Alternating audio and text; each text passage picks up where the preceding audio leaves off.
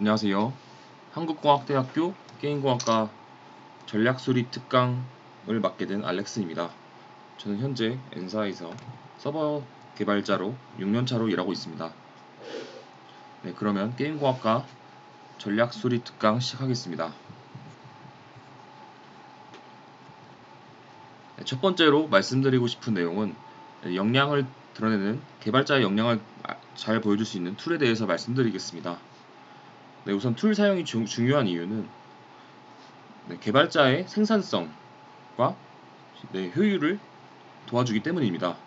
예시로는 개발을 코드로 이제 개발을 한 후에 이제 컴퓨터가 알아듣기 쉽게 바이너리로 바꿔야 되는데 이런 빌드를 자동화한다든지 아니면 이제 개발자는 코드의 안정성을 위해서 테스트 코드를 작성하는데 이때 빌드 후에 테스트 코드도 정상적으로 작동을 하는지, 그리고 개발자는 개발한 어플리케이션 바이너리 파일을 가지고 이제 운영 상황에 있는 서버 환경에 이제 배포라는 것은 빌드 결과물을 옮겨서 실행하는 것을 의미하는데, 이런 일련의 과정들을 런덱이나 젠킨스 같은 툴을 이용해서 배포를 자동화해야 합니다. 그렇다 보면 이제 개발자는 말 그대로 이제 개발에 집중할 수 있는 시간을 벌 수 있게 됩니다. 툴이 또 중요한 이유는 IDE 같은 곳에서 이제 코드를 작성한 후에 디버깅을 알기 쉽게 보여주는 역할도 하게 됩니다. 그리고 품질의 향상이란 것은 IDE의 기능 중에 컨트롤 Alt L을 쓰면 줄바꿈을 정렬해 준다든지, 아니면 단축 키들을 통해서 이제 개발 시간을 단축시키다 보면 가독성과 이런 확장성 면에서 개발자는 항상 시간이 남기 때문에 공부를 할 수 있습니다. 이렇게 시간이 또 남게 되면 요구사항에 대한 개발이 끝난 후에 개발 팀원분들이 있다면 저보다 상위권자나 이제 코드를 많이 알고 있는 분한테 코드 리뷰를 요청해서 내가 알고 있는 코드보다 조금 더 부족한 부분이 있다면 집어주고, 또 특정 라이브러리가 있다면 다른 라이브러리의 사용을 대체한다거나 이런 의견을 물어보는 코드 리뷰 시간을 가질 수도 있습니다. 또 ID의 중요한 점은 보안성이 있는데요. 이 보안적인 내용은 DB나 이런 커넥션 스트링에 대한 암호화를 도와준다든지, 또 이제 git이라는 코드 버전 관리와 호환이 되어가지고 git ignore 파일을 제공해준다든지, 아니면 git에 등록해서 ID에서 바로 클론을 받아서 개발 생산성을 좀 더 높일 수 있는 이런 기능들이 있습니다. 여기까지 이제 개발자는 툴을 사용해서 자신의 역량을 드러내야 된다고 말씀드리고 싶습니다. 그래서 첫 번째로 소개시켜드리고 싶은 이제 툴은 GitHub입니다.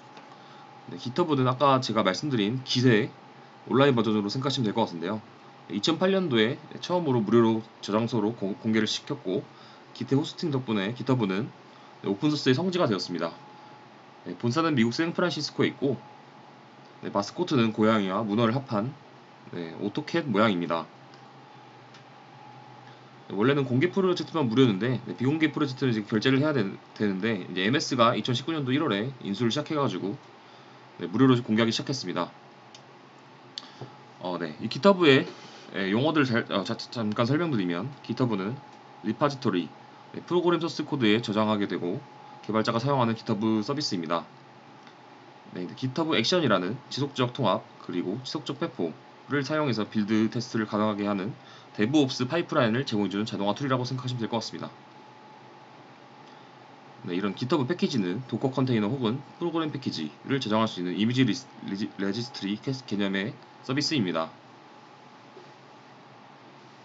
GitHub 페이지 같은 경우에는 이제 마크다운 형식의 파일을 가지고 간단하게 설정을 하면 웹사이트를 만들어주는 기능도 있고, GitHub 코파일럿이라는 AI 머신러닝 플러그인을 사용해서 자동적으로 개발자 코드를 파악하여 대신 머지해주는 서비스도 제공해주고 있습니다. 제가 회사에서 주로 사용하는 GitHub의 기능들은 코드의 브랜치마다 버전을 관리해준다거나, 이제 배포 시점에 협업을 할 때 상위권자나 저보다 코드를 많이 알고 있는 선임자 프로그래머에게 코드 리뷰를 요청하는 기능을 사용하고 있습니다. 그리고 위키라는 페이지를 제공해서 그 프로젝트 비즈니스 로직 말고도 그 외에 부가적인 정보들을 블로그 위키에다가 공유를 해놓은 다음에 팀원분들이나 타팀 또는 회사 외에서도 블로그 글로 정리해서 구글링을 하다 보면 많이 보실 수 있는 걸 알고 있습니다. 이렇게 GitHub는 코드 관리 외에도 많은 플러그인들을 제공해서 개발자의 생산성과 이런 공유 문화를 이끌고 있는 것 같습니다. 여기까지 GitHub에 대해서 설명드렸고, 우측에 있는 스크린샷은 어플리케이션 프로퍼티. 이 부분은 코드 리뷰를 제가 직접 한 내용입니다. 다음 페이지로 넘어가겠습니다. 다음 페이지는 젠킨스입니다. 젠킨스는 말 그대로가 아니죠. 아까 말씀드린 빌드 자동화, 그 다음에 배포 자동화를 도와주는 툴입니다. 빌드라는 것은 다시 한번 말씀드리면 어플리케이션이 컴퓨터가 읽게끔 바이너리를 바꾸는 일련의 작업인데 그 작업을 보통은 개발자가 수동으로 IDE에서 빌드 버튼을 눌러서 실행합니다. 이런 빌드 버튼 누르는 외에도 테스트 코드를 확인한다거나 아니면 의존성 라이브러리들을 중앙 저장소에서 풀링하는 내용들이 있는데, 이런 일련의 과정들을 파이프라인으로 만들어서 젠킨스라는 툴에서 설정을 해두면 이런 일련의 과정을 버튼 하나로 자동화시킬 수 있습니다.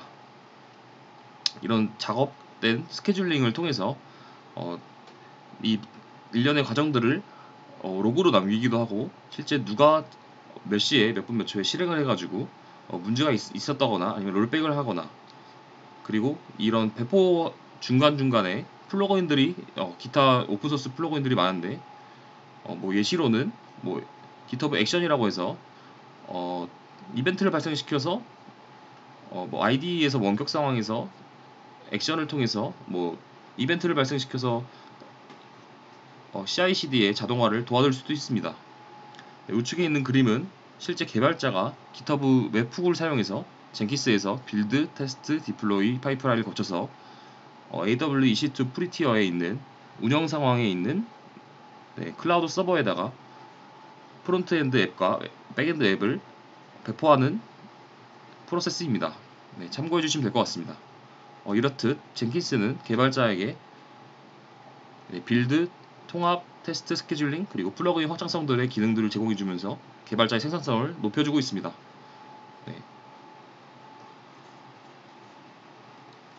다음 페이지는 도커입니다.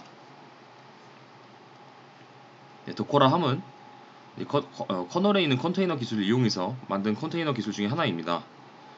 쉽게 말하면 애플리케이션을 격리시키고 환경을 재현성을 구현해서 격리시키고 이 도커 중앙 저장소에서 필요한 환경들을 풀링해서 받아다 쓰는 개념입니다. 이렇게 되면 확장성과 유연성이 늘어나고 리소스의 효율성을 증가시킬 수 있습니다. 이 말은 무슨 말이냐면 기존 버추얼 머신에서 여러 대의 서버에서 한 대의 서버에서 여러 대의 서비스를 구동하는 거를 이제 가상 머신과 달리 리눅스 자원, 디스크나 네트워크들을 그대로 활용할 수 있기 때문에 훨씬 성능이 좋다고 생각합니다. 그리고 이 커널 단위의 요청이 아니라 그 도커의 엔진이 바로 직접 실행하기 때문에 성능이 더 좋은 걸로 알고 있습니다. 이 외에도 구글이나 아마존, 마이크로소프트 같은 대기업 IT 회사에서도 도커를 지원하고 있습니다. 장점으로는 사실상 업계 표준만큼 벌써 자리를 잡았다고 생각합니다. 소프트웨어나 패키지, 이미지들이 넘쳐나고 있는 있어서 접근성과 사용성이 좋으며, 최근 클라우드 컴퓨팅 교육을 진행하면서 많은 커리큘럼들이 도커에 관해서 나오고 있습니다.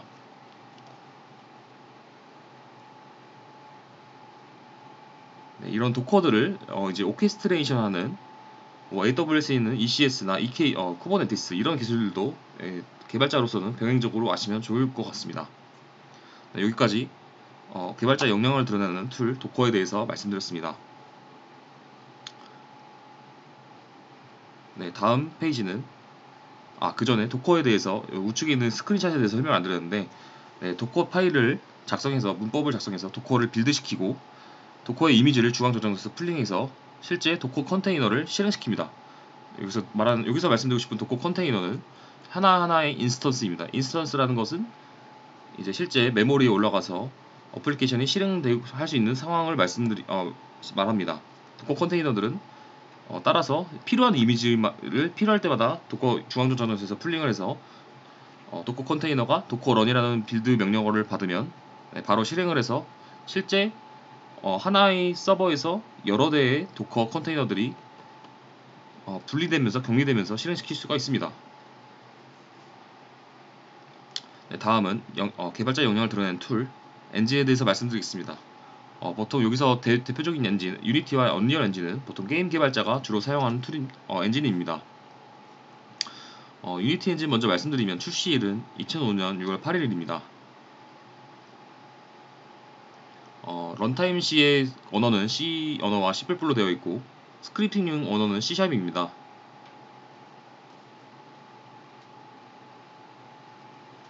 유니티가 제공해주는 플랫폼으로는 PC, 콘솔, 모바일, VR, HMD, AR, HMD, TV, 클라우드, 자동차 등이 있습니다. 유니티의 2004년 8월 유니티 테크놀로지가 게임 엔진 유니티 테크놀로지스에 설립되었습니다. 2004년 원래는 덴마크 코펜하겐에서 설립되었지만 현재는 미국 샌프란시스코로 이전했습니다. 간단하게 유니티의 역사에 대해서 말씀드리면 초창기 IT 초창기 시절 플래시로 구현하기 힘든 3D 시장을 공략해서 3D 타겟 웹 미디어 투자 툴이었지만 전문적인 게임 엔진을 보다 쉽게 사용하기 위해서 개발자들이 이를 이용해서 게임을 만들면 쉽게 개발할 수 있게끔 만들어지는 방향으로 방향성을 바꾸었다고 합니다. 하지만 이제 얼리언 엔진이 나와서 모바일 게임 시장이 발을 넓혀가고 있으면서 입지가 좀 더 양분화되어서 스마트폰 쪽에서는 고사양화가 되며 고품질 AA급 모바일 게임들은 얼리언 엔진을 사용하고 저사양 소규모 프로젝트 유니티를 많이 사용하는 추세입니다. 네, 유니티 버전마다 이제 특징들이 있는데 간략하게 말씀드리면 유니티 1에서는 윈도우나 맥 OS만 지원했고 PC 기반 웹 브라우저들의 추가를 지원하게 되었습니다. 유니티 2에서는 3D 기능을 강화시켰고 비디오 재생 기능, 그 외에도 여러가지 기능, 앱스토어에서 이제 아이폰 OS나 추가 엔진들을 게임 개발에 연동할 수 있게끔 지원을 추가하였습니다. 유니티 3 같은 경우에는 2010년도 9월에 출시되었으며 PC 플랫폼과 아이폰 OS 뿐만 아니라 안드로이드 모바일 플랫폼, 엑스박스, 윌 같은 콘솔 게임 등의 다양한 플랫폼으로 확장되어 동시에 스마트폰의 대중화에 기여를 한 걸로 알고 있습니다. 유니티 4 같은 경우에는 2012년도 11월 13일에 출시되었고 다이렉트X 11을 지원하기 시작했습니다.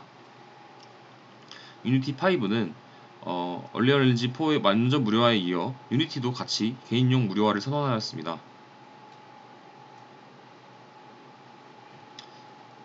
네, 이런 유니티는 어떤 장점이 있냐면 간단하게 말씀드리면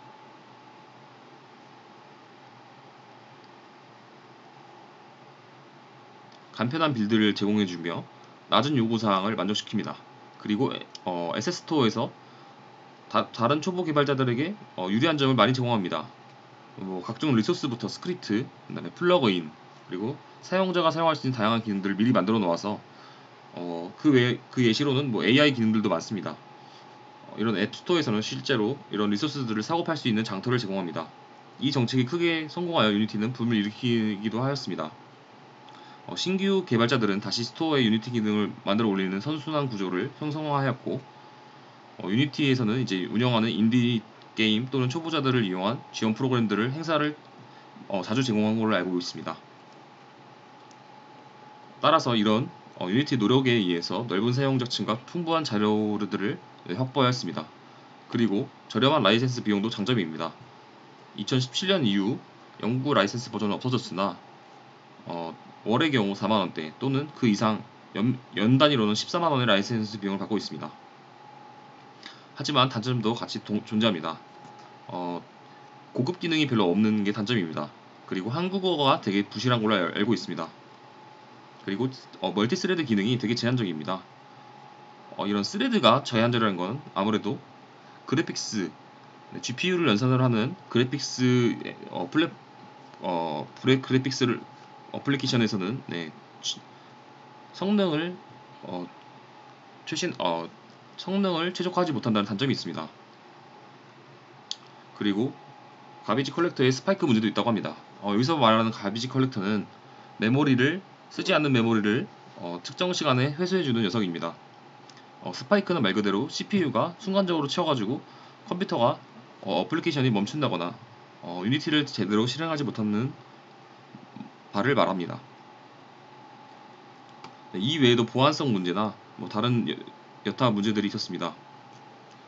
다음은 얼리얼 엔진입니다. 얼리얼 엔진 같은 경우에는 미국의 에픽게임즈에서 제작하였습니다. 3D 리얼리티 제작 툴로 알려져 있으며 강력한 그래픽 성능과 다양한 개발 옵션, 그리고 실시간 3D 그래픽 제작 분야에서 산업을 주도하고 있습니다. 얼리얼 엔진 3 같은 경우에는 PC, 게임기, 스마트폰 등 다양한 게임 개발에 사용되었으며, 얼리얼 4에서는 VR 등 대중적인 기기와 향후 유행을 고려한 신규 게임에도 연동을 지원하였습니다. 에픽게임즈에서 얼리얼 엔진 1을 사용한 날짜는 1998년도 4월 30일이며 FPS 게임 얼리얼을 발매하였습니다. 해당 게임은 FPS 장르 외엔 적용하기 어렵다는 말이 있었지만 얼리얼 엔진 2에서는 MMORPG의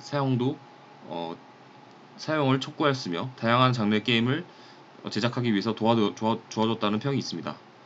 얼리얼 엔진 3에서는 특정한 틀에 맞춰놓지 않고 다양한 장르를 제공하였으며 점점 업그레이드돼서 랜드스케이프와 초목툴, 그리고 한국형 MMORPG에서도 추가 기능들을 추가 개발해줌으로써 다양한 장르에 기여하였다고 판단이 됩니다.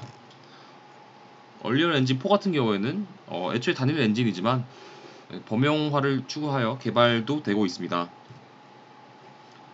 얼리얼 스크립트라 불리는 자체 스크립트 언어도 완성도와 확장성이 좋다고 평이 나와 있습니다. OOP 구조라든지 아니면 C++ 기반으로 한 스크립트로 개발을 할 수 있습니다.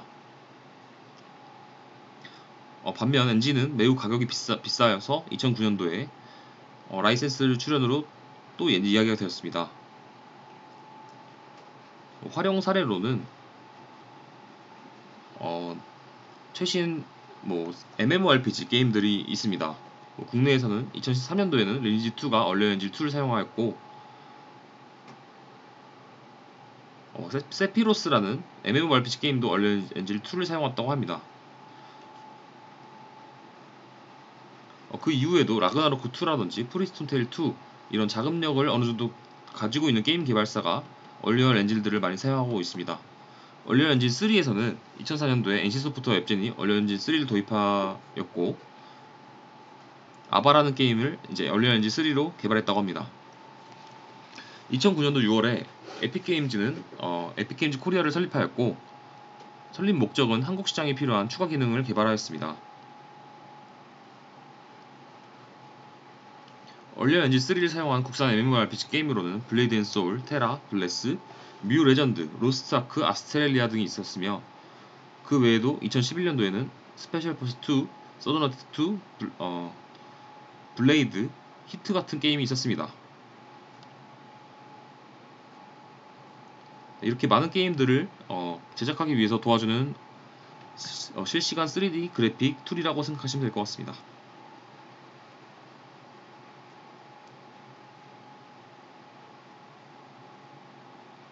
네, 이상 얼리얼 엔진과 유니티 엔진에 대해서 말씀드렸습니다. 네, 다음은 개발자 역량을 드러내는 툴 IDE에 대해서 말씀드리겠습니다. IDE는 쉽게 말해서 통합 개발 툴로 알고 있고, 개발자가 코드를 작성하기 위한 환경으로 이해하시면 될 것 같습니다. 네, 첫 번째, 인텔리제이 같은 경우에는 젯브레인사에서 통합 개발 환경을 이클립스보다 여러 면을 뛰어나게 개발한 평으로 개발을 했다고 평이 나와 있습니다. 2001년도 첫 출시 때부터 편리한 코드, 컴플리션, 리팩토링 기능 등으로 빠르게 기능들을 양산하였습니다. 2009년도에는 무료 커뮤니티 에디션이 나온 이후에 자바 개발자들이 많이 사용하였고 툴 자체도 자바와 스윙 위주로 개발되었습니다. 파일 시스템과 용어가 다른 IDE는 좀 더 학습이 되면 좋은데 그 프로젝트 안에 서버 프로젝트를 생성하는 것도 가능하고 이런 모듈 단위로 개발을 하기 때문에 사전 학습이 돼야 사용하기에 좀 더 용이합니다. 단점이 있다면 큰 규모의 프로젝트일 경우 초기 구동 시 파일 인덱싱 과정에서 CPU와 메모리를 꽤 많이 소모합니다. 그리고 메모리 사용량은 1기가에서 1.5기가 사이입니다. 얼리얼 엔진처럼 엔진 번째를 포함한 프로젝트를 통으로 구분을 분석하는 4GB를 깔고 들어가기도 합니다. 인텔리제이 라이센스 같은 경우에는 무료 버전과 유료 버전이 있습니다. 네, 아파치 라이센스 2.0을 따르는 오픈소스를 배포되어 있으며 웨이브, 그래들, 깃 같은 자바의 핵심 기능 외에도 이런 빌드 툴 같은 것들을 제공해줍니다. 그리고 젯브레인 툴박스를 통해서 고랭을 지원한다거나 자바를 지원한다거나 데이터 그립을 해서 데이터베이스를 제공해주는 툴도 지원해주고 있습니다. 얼티밋 에디션의 비용 같은 경우에는 개인이 월간 $15, 연간 $149에 팔고 있습니다. 네, 공식 지원 언어로는 자바와 그루비 언어가 있고 단독 내장 라이브러리에는 JSP, SQL, 자바스크립트, 타입스크립트 등이 있습니다. 그 외에도 프론트 프레임워크인 리액트, 앵귤러, Vue.js, 부트스트랩 같은 프레임워크들을 지원해주고 있습니다. 네, 그 외에도 고어 언어나 루비, PHP, 노드.js 같은 기타 언어들도 제공해주고 있습니다. 젯브레인은 2021년도 7월 22일에 한국어와 중국어, 일본어의 현지화를 완료시켰습니다.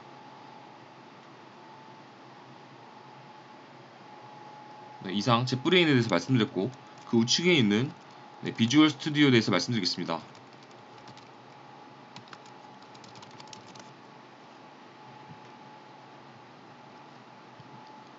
네, 우선 비주얼 스튜디오는 1997년도 마이크로소프트가 배포 및 판매 중인 통합 개발 환경이자 패키지입니다.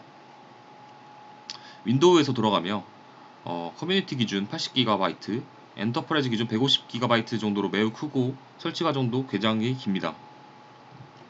2017년도 이후에는 최신 버전 시에 필요한 구성 요소만 선택할 수 있게끔 기능이 추가되었습니다.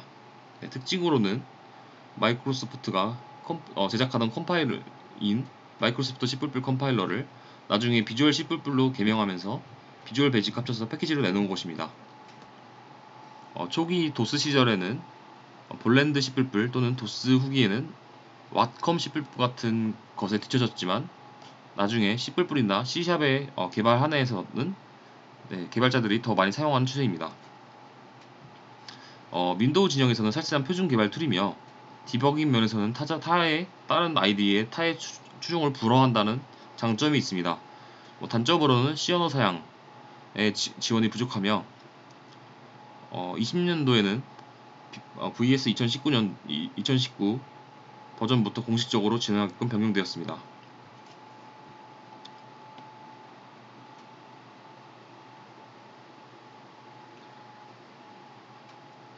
비주얼 스튜디오를 개발할 수 있는 프로그래밍 언어는 비주얼 베이직, C, C++, 윈 API, MFC, C#, ASP.NET, 윈폼, WPF 같은 내용들을 지원해주고 있습니다. 최근 버전에서는 파이썬과 노드.js도 가능하다고 합니다. 이런 프로그래밍의 엄청난 크기와의 반대로 많은 기능들이 최적화가 상당히 잘 되어 있습니다. 그리하여 저사양 환경에서도 문제없이 잘 돌아간다는 평이 있습니다.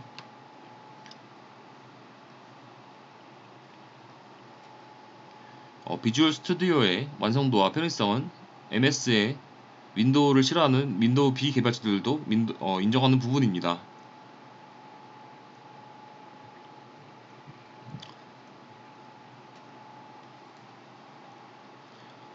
비주얼 스튜디오 97년도 5.0 버전은 1997년 2월에 출시되었으며 비주얼 스튜디오 최초 버전이지만 C++과 비주얼 베이직을 지원해줍니다.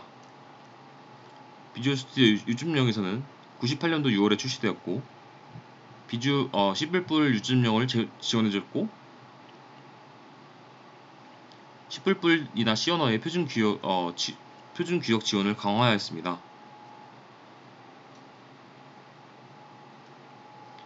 비주얼 스튜디오 2002 같은 경우에는 2000년 7월에 처음 소개되었으며 .exe 파일과 DLL 파일의 리소스 편집이 가능하게 되었습니다.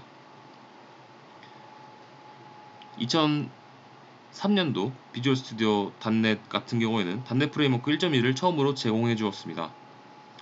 비주얼 스튜디오 2005 같은 경우에는 2005년 11월에 출시되었으며 .NET 프레임워크 2.0 그리고 64비트 운영체제를 지원하게 되었습니다. 비주얼 스튜디오 2008 같은 경우에는 2007년도 11월에 출시되었으며 .NET 프레임워크 2.0 버전부터 3.5까지 사용할 수 있게 되었습니다. 그리고 C++에 대한 런타임 DLL과 VC++ 런타임 패키지를 따로 추가해 주었으며 윈도우 인스톨러 XML을 통해서 기타 라이브러리들을 다운로드 받을 수 있게 되었습니다. 비주얼 스튜디오 2010 같은 경우에는 2010년도 4월에 출시되었으며 윈도우 7에서 정식으로 지원하였습니다. .NET 프레임워크 버전은 2.0부터 4.0까지 지원해 주었습니다. 먼저 UI에 WPF, 윈도우 프레젠테이션 파운데이션으로 만들어져 있으며 되게 UI가 유연하였습니다.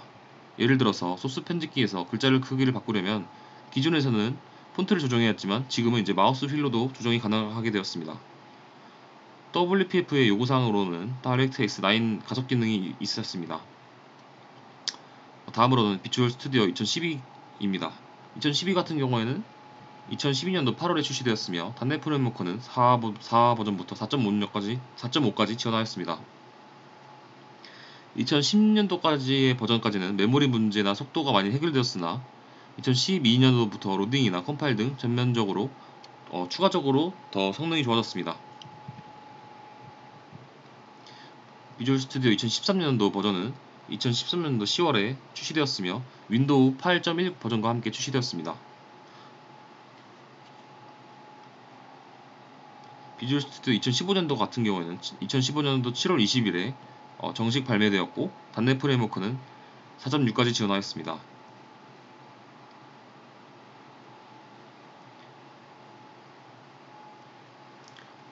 최근 버전인 비주얼 스튜디오 2019 같은 경우에는 19년도 4월 2일에 정식 발매되었고 .NET 프레임워크 4.8까지 지원하게 되었습니다.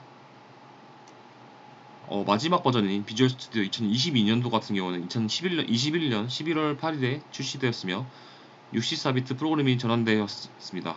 그리고 메인 프로세스 메모리가 4GB 이상 사용하게 추가되었습니다.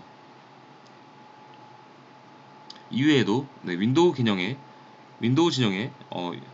많은 기능들을 제공해주며 예시로는 애저 같은 윈도우 진영의 클라우드 서비스를 제공해줍니다. 그리고 비주얼 스튜디오 코드는 비주얼 스튜디오 팀 서비스에서 에디터 부분만 만들어서 만든 IDE입니다. 그리고 비주얼 스튜디오 4 맥 같은 경우에는 맥에서도 비주얼 스튜디오를 사용할 수 있게끔 도와주었습니다. 이렇듯 윈도우 진영의 C, C++, C# 등의 언어로 개발할 수 있는 IDE 환경이라고 생각하시면 될 것 같습니다. 여기까지 인텔리제이와 비주얼 스튜디오에 대해서 말씀드렸습니다.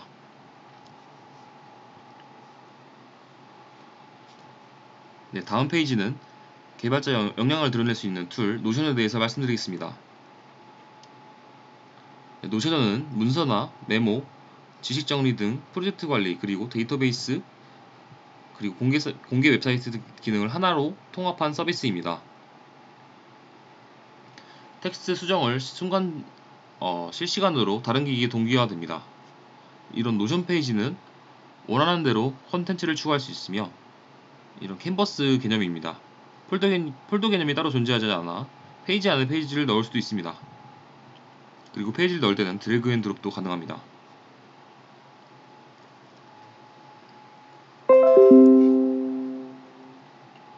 이제 노션의 콘텐츠로는 토글 기능도 있고 캘린더, 그 다음에 하위 페이지, 체크박스, 대시보드, 그리고 파일 같은 것들을 이제 인베디드로 넣을 수 있습니다.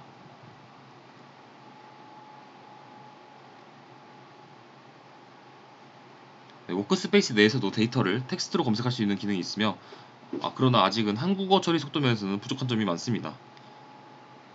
노션 개발자를 위한 API도 제공합니다. 개발자 후보에서 API 문서, 리소스, 통합 관리 등의 내용들을 제공해줍니다. 노션의 비용 같은 경우에는 무료 버전이 있고 개인 프로, 팀, 기업, 엔터프라이즈 버전이 있습니다. 하지만 노션도 문제점이 존재하는데 클라우드 서비스가 노션이 올라가 있는 서비스인 클라우드가 불안정합니다. 그래서 서비스 장애가 다소 잦은 편입니다. 장문의 글이나 메모장, 한글, 워드 같은 프로그램에서 작성을 해서 노션에 붙여넣기 하면 편리하긴 합니다. 하지만 매우 무겁습니다. 여러 기능을 지원하지만 어중간해서 메모지 이상의 가치를 제공하지 못한다는 평도 있습니다. 네, 여기까지 노션에 대해서 간략히 설명드렸고 다음은 노션을 사용하는 이유에 대해서 말씀드리겠습니다. 네, 노션은 아까 말씀드렸다시피 다목적 툴입니다.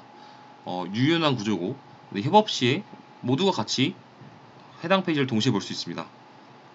그리고 다양한 통합 기능을 제공해줍니다. 네, 우측에 있는 그림들은 제가 실제 개인적으로 쓰고 있는 노션 토글 목록입니다. 저는 이제 강의도 찍고 있고 유튜브도 하고 있으며 아마존에 대한 클라우드 서비스 공부를 하고 있습니다. 네, 그 외에도 제가 소속되어 있는 회사나 아니면 면접 준비 또는 제가 개발 멘토링을 하고 있는 사이트에 대해서 이런 투두 리스트 또는 해야 할 일정들을 보통 이렇게 우선순위별로 스케줄링 하고 있습니다. 그 우측에 있는 그림에서는 이제 면접 질문에 대한 제가 공부를 어떻게 했는지에 대한 이제 키워드들을 키밸류 형식으로 토글로 이제 설명할 수 있는 내용입니다. 네, 여기까지 노션을 어떻게 활용하면 개발자가 역량을 더 잘 드러낼 수 있는지 설명드렸습니다.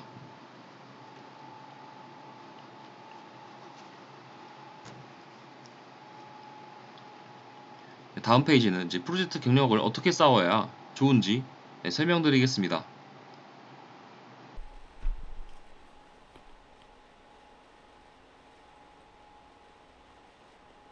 네, 이어서 프로젝트 경력사항에 대해서 말씀드리겠습니다. 프로젝트 경력사항은 이제 취업과 이직에 연관이 되게 많은 부분입니다. 네, 개발자는 취업이나 이직 시에 기술 면접을 준비해야 하는데 이런 경력이나 그 다음에 자신의 가지고 있는 개발 지식들을 보통 포트폴리오나 자기소개서에 다 녹여내야 합니다. 이런 기본 지식을 기술 면접에서 물어보는 이유는 해당 지식들은 되게 답변들이 정형화되어 있고 그 사람의 개발 깊이 난이도를 알 수 있기 때문에 물어봅니다. 예를 들어서 HTTP 프로토콜이 무엇이냐, 또 RESTful한 API가 무엇이냐, 또는 데이터베이스에 대해서 얼마나 알고 계시냐, 네트워크 통신의 과정 중에서 OSI 7계층 중에서 어떤 계층이 어떻게 패킷이 분리되고 해당 계층의 역할은 무엇이냐, 보통 이런 식으로 기술 면접을 물어봅니다. 그리고 자신이 경험한 프로젝트 경력을 잘 정리하셔야 되는데요. 이유는 개발자는 말로 하는 직업이 아니고 개발을 직접 코드를 짜서 실제 어플리케이션이 동작을 해야 되고 이슈가 발생했을 때 대처를 해야 되는 직업이기 때문입니다. 그래서 자신이 개발한 프로젝트를 정리하고 각 프로젝트에 대한 기술들에 대한 개념과 주요 설명들을 준비하셔야 합니다. 이걸 그냥 준비하시는 게 아니라 면접관이나 서류 검토자가 원하는 내용이 무엇인지 공고문의 자격 조건과 우대 사항들을 미리 파악해 둠으로써 투비 프로젝트를 그 원하는 사람들의 맞게끔 입맛에 맞춰 개발을 해야만 유효하게 도움이 될 수 있는 포트폴리오가 됩니다. 추가적으로 기초 CS를 제가 공부하라고 말씀드렸었는데 이 기초 CS는 회사는 학원이 아니기 때문에 기초 CS를 알지 못하면 알려줄 여력이 없습니다. 일정이 지금 7월인데 8월까지 끝내야 되는 프로젝트를 진행한다고 가정하에 만약에 자료 구조에 대해서 리스트를 모른다 라는 개발자와 함께 협업을 한다고 한다면 이 리스트를 일일이 다 설명해 줘야 되고 뭐 장단점과 예시, 뭐 배경들을 다 설명해 줘야 되는데 이런 회사의 기본적인 특징은 돈을 벌려는 구조이기 때문에 네, 학원처럼 알려줄 연락이 없습니다. 네, 이어서 계속 말씀드리겠습니다. 취업 이직 시의 팁으로서는 이제 면접입니다. 네, 면접과 같은 경우에는 보통 대화형 면접이 많습니다. 어, 이 면접 시간이 보통 1시간으로 단축되어 있기 때문에 면접 질문들은 대부분 정형화되어 있습니다. 뭐 그분이 5년차 이상이거나 뭐 팀장, 실장, 뭐 리더급의 인원이 아니라면 면접을 보통 1시간 내외로 끝내는데 그때 제 질문이 들어온 것들은 어떤 질문이고 자신의 경력상을 보통 포트폴리오에 녹여낸 상황에서 어떤 면접 질문들이 들어올지 판단하셔야 됩니다. 가장 좋은 방법은 다른 개발자나 실제 면접관들한테 대화형 면접을 요청드리는 겁니다. 대화형 면접을 통하다 보면 자신이 안다고 생각하는 것과 실제 면접 상황에서 말이 안 나오는 상황은 누구나 겪으셨을 텐데요. 자신이 설명하지 못하는 것을 잘 모르는 겁니다. 이 부분을 인지를 하고 내가 왜 설명을 못하는지 스스로 녹음을 한다거나 아니면 뭐 그룹 스터디를 해서 실제 면접을 진행해보는 것도 좋은 방법입니다. 그리고 기업마다 도메인이 다르기 때문에 도메인이 되는 스택이 다릅니다. 뭐 예를 들어서 뭐 게임 도메인 같은 경우에는 게임 서버를 띄워야 하기 때문에 뭐 윈도우 기반에서 개발이 된다거나 또는 쿠팡이나 카카오 같은 커머스 회사들은 이런 눈의 실시간적 데이터보다는 단발성적 주문 데이터를 받기 때문에 메모리 안정성을 위해서 뭐 자바나 스프링의 스택을 사용하고 있는 걸로 알고 있습니다. 이렇게 자신이 원하는 기업이 기술 스택에 대한 이해도를 높여야만 해당 공고문을 바탕으로 포트폴리오나 자기소개서를 채워 나갈 수 있습니다. 네, 추가로 계속 말씀드리면 인터뷰 같은 경우에는 예상 질문 답변들이 보통 나오고 있습니다. 뭐 구글링이나 아니면 유튜브만 봐도 해당 기업에 어떤 원하는 질문들이 있었고 답변을 어떻게 해야 효율적으로 답변을 해야 되는지 알려주고 있습니다. 제가 추가적으로 말씀드리면 뭐 자기소개, 프로젝트 설명, 자신이 개발했던 서비스나 이런 내용들 보통 질문과 답변이 오고 가는데 이때 왜 그 서비스를 이렇게 알고리즘으로 개발했고 이 자료 구조를 왜 썼으며 해당 이슈에는 어떤 이슈들이 있어서 특정 라이브러리를 알아봤더니 장단점들이 쭉쭉쭉 뭐뭐가 있었고 그래서 종합적으로 나의 개발 지식으로 판단했을 때 이게 효율적이라 생각해서 선택했다. 보통 이런 식의 배경 과정 결과 느낀 점 순으로 대화를 할 때도 그 사람에게 설득력 있게 네, 신뢰도 높게 말씀을 하시는 것을 추천드립니다. 네, 다음 페이지는 실제 포트폴리오에 작성하실 때 코드 리뷰는 필수라고 말씀드리고 싶습니다. 이유는 대부분의 회사들은 협업을 합니다. 혼자 개발하는 1인 기업이 아닌 이상 네, 협업을 하기 때문에 코드 리뷰는 필수입니다. 그리고 이론을 바탕으로 아무리 잘 설명하여도 실제 코드를 작성하는 일은 조금 다른 관점에서는 다르다고 생각합니다. 네, 원하는 회사에서 이직이나 취업을 원하시는 회사가 그 회사에서 다루고 있는 스택이 그 지원자가 얼마나 알고 있다는 걸 증명을 하고 싶어 하기 때문에 해당 개발 스택으로 네, 코드 리뷰를 추천드립니다. 이유는 코드 리뷰를 했던 사람은 실제 그 해당 회사에서 취업이 됐다 하더라도 와서 적응하는 속도가 다른 개발자들에 비해서 훨씬 빠르다 생각합니다. 추가적으로 말씀드리고 싶은 거는 프로젝트 규모나 요구사항이 높을수록 협업은 필수이며 회사의 프로젝트가 크다면 대용량 트래픽에 대해서 준비하셔야 됩니다. 여기서 말씀드리고 싶은 대용량의 기준은 사람마다 다르고 케이스 바이, 팀 바이 팀, 회사 바이 회사입니다. 넥슨에서의 대용량 트래픽 같은 경우에는 보통 게임이 오픈 런칭할 때 몰리는 유저의 트래픽이 몰리는데요.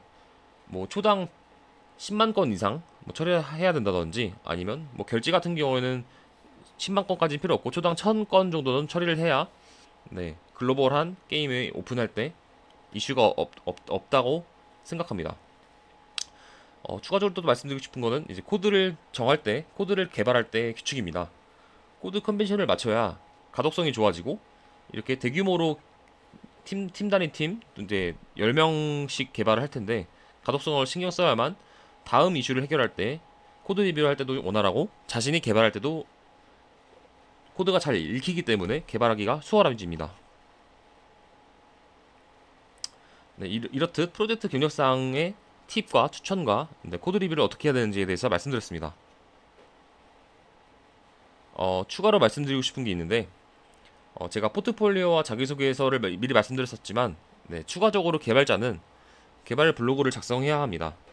이유는 코드 리뷰만으로는 해당 개발자의 깊이 있는 탐구 개발 지식을 증명하기가 힘듭니다.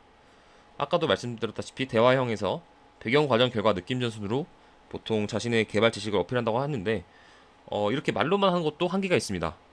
왜냐면 면접 시간은 1시간으로 제한되어 있기 때문입니다. 그래서 개발자는 평상시에 개발 블로그를 주기적으로 작성하는 걸 추천드립니다. 눈앞의 문제만 해결하지 않고 미래의 확장성도 염두에 두고 개발할 수 있기 때문입니다. 그리고 나만 알아본 지식이 아니라 우리 팀 또는 옆에 있는 팀, 그 외에도 회사 밖에서도 나의 지식을 피드백 받거나 여러 관점에서 생각하다 보면 더 좋은 지식이 나올 수 있기 때문입니다. IT에 이렇게 실시간으로 발전할 수 있는 이유는 여러 사람의 의견을 계속 합리적으로 선택하기 위해서 고민해보고 따져보고 논의했기 때문이라고 저는 생각합니다. 그렇기 때문에 그 패러다임 흐름에 맞게 개발자는 똑같이 피드백을 받거나 여러 관점에서 생각할 수 있는 눈을 길러야 합니다. 네, 또 추가적으로 말씀드리고 싶은 건 기플로우 브랜치 전략 경험을 생각하셔야 됩니다. 팀 단위로 개발하다 보면 코드 이력을 관리해야 하는데요. 이유는 요구사항이 빨리 바뀌어야 되고, 요구사항이 또 문제가 생겼을 시 빨리 롤백이 돼서 다시 배포를 해야 되기 때문입니다. 그러니까 이슈가 발생했을 때 이슈의 그 장애 시간이 가장 줄어야 좋은 개발자가 가장 성과를 잘 냈다고 생각합니다. 그래서 대역별로 테스트, 라이브, 개발 대역을 분리시켜 놓고 라이브의 이슈가 발생했을 때 롤백을 어떻게 해야 될지, 브랜치 전략을 필요성을 알려드리고 실제 적용한 방법까지 알아야 합니다. 네, 이 기플로우 같은 경우에는 이따가 개발 블로그를 쓸 때 어떻게 써야 되는지까지 같이 말씀드리겠습니다. 네, 개발 블로그 같은 경우에는 기술 합습 능력과 습득 능력을 증진시키기 위해서 작성해야 되는데, 보통 문제를 해결하는 내용들을 자신만 아는 게 아니라 나 외에도 다른 개발자들에게 도움을 줄 수 있는 개발자인지, 그러니까 한 사람의 1인당 목만 하는 게 아니라 다른 개발자들한테 좋은 영향을 줄 수 있는 개발자라면 어떤 회사든 다 원하는 개발자입니다. 그렇기 때문에 개발 블로그를 쓴다는 것은 나 이외에도 다른 사람들에게 좋고 내가 취업 이직을 할 때도 도움이 되는 행위입니다. 이 개발 블로그의 다른 장점도 있는데요. 자신 개발자를 브랜딩할 수도 있고, 포트폴리오의 구성 또는 개발자의 브랜딩과 포트폴리오는 해당 회사에서 지원할 때 어떠한 방식으로든 도움이 됩니다. 그리고 글을 쓴다는 것은 코드를 개발하는 것과 크게 다르지 않는데요. 이유는 가독성과 그 코드가 행해질 때 보통 6하 원칙으로 행해지는데, 어떤 데이터가 언제 왜 필요하고 회신을 한다거나 통신을 한다거나 롤백을 한다거나 이런 내용들을 구체적으로 논리적으로 작성할 수 있는 사람이 개발도 잘한다는 저의 생각입니다. 기술적인 문제를 해결하는 과정에서 자신의 역량을 증명할 수 있는 근본적인 개발 블로그의 장점도 아까 말씀드렸다시피 다시 복습해서 말씀드리겠습니다. 종합적으로 기술적인 성장을 위해서 개발 블로그는 선택이 아닌 필수라고 다시 한번 말씀드리고 싶습니다. 이런 개발 블로그가 어떻게 활성화되고 참여율을 높여야 되는지 말씀드리겠습니다. 기술 커뮤니티나 활동 개발 블로그들을 작성하시면서 나의 해결 방법들을 공유하는 겁니다. 뭐 페이스북에 구글 개발자 단체라든지 또는 스파르타 코딩 클럽 또는 멋쟁이사처럼 같은 라이크 라이언, 이런 개발 단체들이 되게 많을 겁니다. 페이스북에 찾아보시면 거기서 올라오는 질문들을 하나씩 답변하시면서 내가 트러블 슈팅했던 내용이다 하시면 제 개발 블로그를 링크로 댓글로 같이 달아놓는 겁니다. 그러면 저의 개발 블로그의 조회수가 높아지고 댓글도 많아지면 더 많은 개발자들이 제 블로그를 볼 겁니다. 네, 구글의 검색 알고리즘이 그렇게 추천을 해줄 겁니다. 이렇게 활성화시키는 방법도 있고, 개발자의 능력을 보여주기 위해서 이제 블로그를 한 다음에 자기 포트폴리오에 녹여내는 겁니다. 그러면 이제 서류 검토자나 면접관들이 주로 자주 보려고 클릭을 할 겁니다. 네, 그러면 또 활성화가 됩니다. 이와 같은 근거로 개발자 취업 또는 이직 시에는 개발 블로그를 작성하는 것이 필수입니다. 네. 우측에 있는 그림은 실제 저의 개발 블로그 그림입니다. 참고 부탁드리고, 네, 참고만 해주시면 될 것 같습니다. 네, 계속해서 개발 블로그의 장점에 대해서 말씀드리고 싶은데요. 이렇듯 개발자는 자신의 역량을 개발해야 됩니다. 문서화 작업으로 자신의 생각을 정리할 수도 있고 학습에 도움이 되는 방법도 함양할 수 있습니다. 이렇게 파편화된 암묵적 지식이 아니라 명시적으로 내가 어떤 걸 모른다, 내가 어떤 걸 알았고 어떻게 알았다라는 거를 다른 사람에게도 공유함으로써 더 좋은 개발자가 될 수 있다고 생각합니다. 올바른 지식을 얻기 위해서 제가 만약에 잘못된 지식을 안다면 다른 사람들의 의견을 공유하고 의견을 구한 다음에 수정하는 것도 좋은 방법입니다. 종합적으로 개발 블로그를 쓴다는 것은 소통 능력이 향상되고 효율적인 의사소통이 가능해집니다. 그리고 시공간의 구애를 받지 않기 때문에 개발자 협업 특성상 문자로 소통하는 일이 많은 것에 익숙해지는 행위라고 생각합니다. 따라서 개발 블로그, 개발자에게는 글 쓰는 능력이 무엇보다도 중요합니다.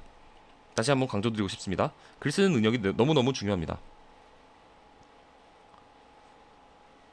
네, 추가적으로 장점들에 대해서 말씀드리고 싶은데 아까 간략하게 말씀드렸다시피 개인의 브랜딩을 이용할 수도 있고요.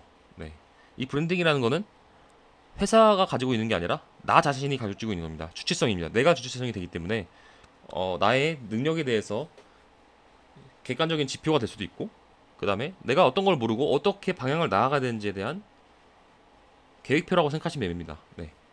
그래서 아까 말씀드렸다시피 오픈소스의 커뮤니티 활동도 한다거나 또는 내가 단체에서 입상을 한 내용을 뭐 브이로그를 찍는다거나 아니면 그거에 대한 느낀 점을 개발 블로그에 작성하는 것도 좋은 방법입니다. 그리고 회사를 취업하기 위한 토니 프로젝트 목적이 아닌 실제 혼자만의 개인 프로젝트를 시작해서 서비스를 런칭하는 것도 방법입니다. 최근에는 경력직 채용할 때는 개발 블로그나 SNS 활동이 도움이 되는 경우가 많습니다. 실제 저 같은 경우에도 링크드인을 통해서 면접 제의가 되게 많이 들어오고 있습니다. 이렇듯 개발 공부를 지속적으로 할 수 있는 동기부여 수단이 될 수 있다는 것 자체만으로도 개발 블로그는 거부할 수 없는 매력이 있다고 생각합니다. 그리고 내가 잘못된 점, 내가 성장할 수 있는, 성장을 돌아볼 수 있는 기회를 주어지기도 합니다. 네, 이상 개발 블로그의 장점에 대해서 말씀드렸습니다.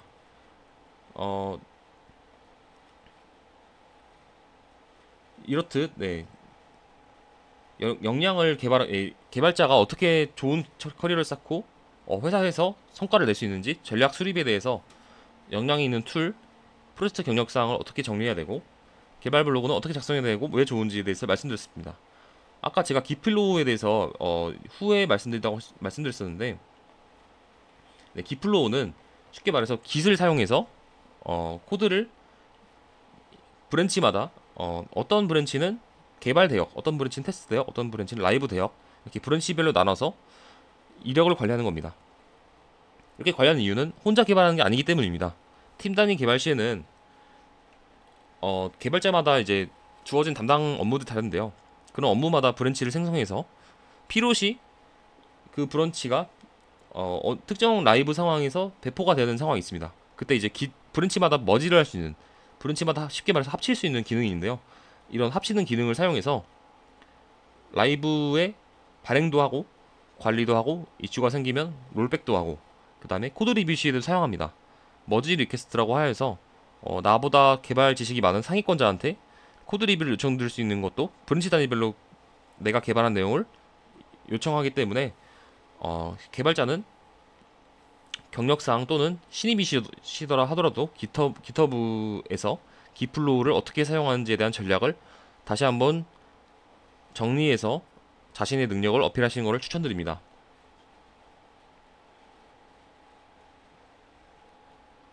네, 이상 게임공학과 전략수립 강의를 맡은 알렉스였습니다.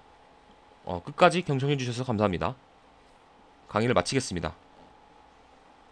감사합니다.